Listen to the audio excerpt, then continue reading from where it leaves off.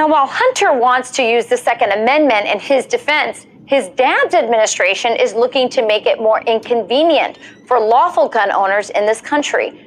Back in January, the ATF put in place a rule targeting something called a pistol brace. That's an attachment that lets you fire your gun one-handed, basically a stabilizer. And it was actually designed for the disabled. The rule would reclassify pistols that use the brace as short-barreled rifles. And if you have one, you need to register for a federal license. And if you don't, then you face, get this, up to 10 years in prison and up to a $10,000 fine. This is what we're talking about, this piece of plastic, and I'm holding it here, but I won't be holding it on June 1st because I'll be a felon. So this is the big threat. That's the big threat to America, is a piece of plastic.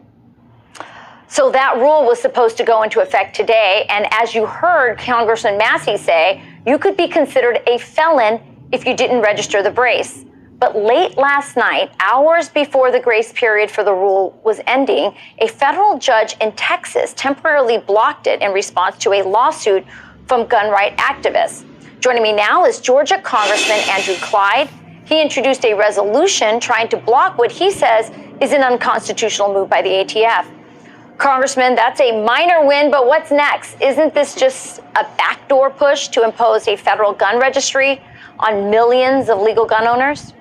Well, thank you, Rachel. Great to be with you tonight. I will tell you, this is extreme government overreach by the Bureau of Alcohol, Tobacco, and Firearms. That's what this is, plain and simple. They're redefining a rule, redefining a definition to make stabilizer brace pistols into short-barreled rifles. And the amnesty period ended last night, but fortunately we did have a couple of wins in the court. One was by Gun Owners of America last night, and one was about a week ahead of that.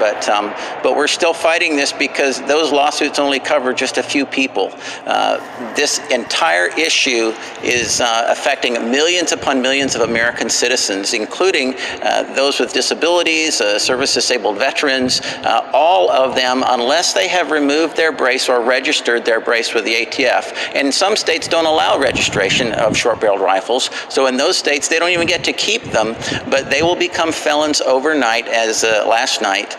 So today, you had better not have a pistol, an unregistered pistol with a stabilizing brace on it, or you will be a felon. Again, like you said, 10 years in jail and actually a $250,000 fine.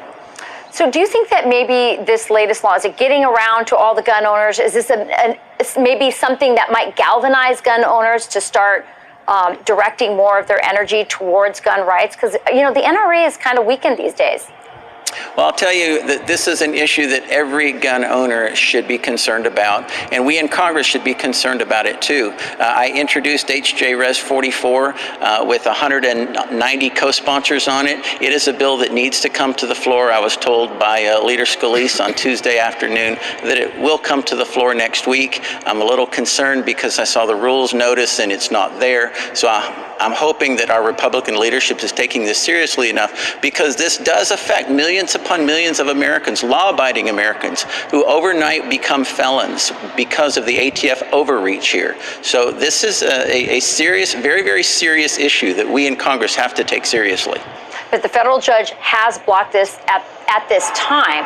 But again, this is an issue that will affect disabled Americans who are losing their right to defend themselves.